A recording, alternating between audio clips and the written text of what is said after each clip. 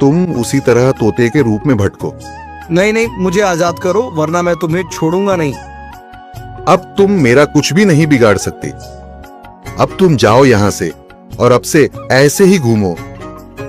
अब तुम्हें पता चलेगा कि दूसरों को दर्द देने में कैसा महसूस होता है। इसके बाद वह राक्षस वहां से उड़ जाता है। मरचू और उसकी पत्नी सीता दोनों खुश हो जाते हैं। मरचू पहले की तरह काम करने लगता है। वह और उसकी पत्नी दोनों खुशी खुशी जिंदगी गुजारने लगते हैं।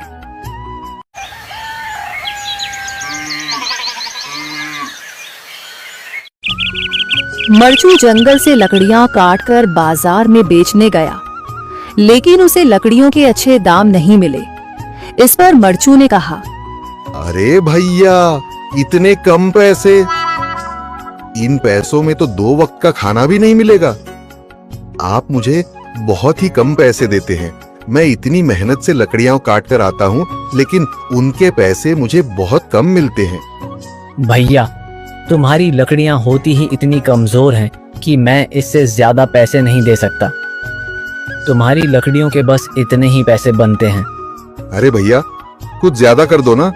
वो क्या है ना कि इन पैसों का तो कुछ भी नहीं आता।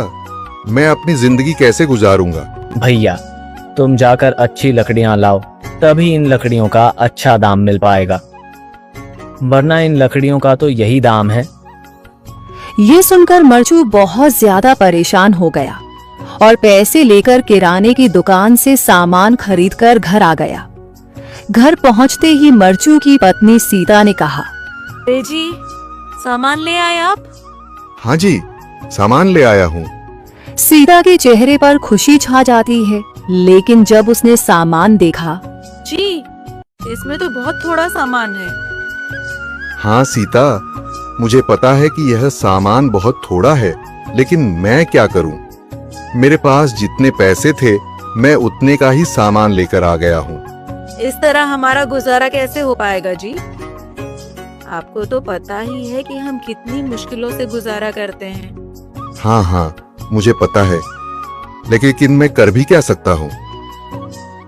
मेरे पास इतने पैसे ही नहीं कि हम एक अच्छी जिंदगी गुजार सकें।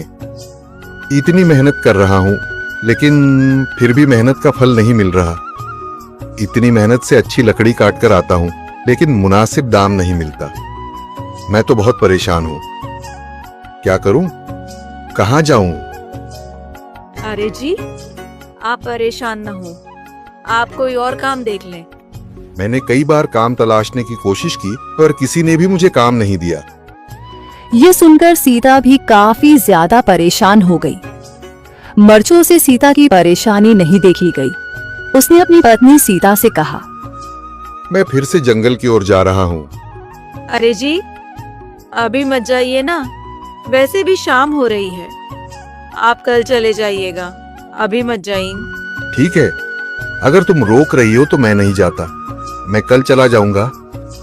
इसके बाद मरचू गांव में घूमने के लिए चला गया। तभी उसे एक आदमी मिला और उसने कहा, कहाँ जा रहे हो भैया?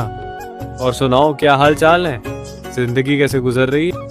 अरे भैया, तुम्हें तो पता है कि लकड़ियां काटकर कैसे गुजारा होता है। हाँ भैया, तुम सही कह रहे हो।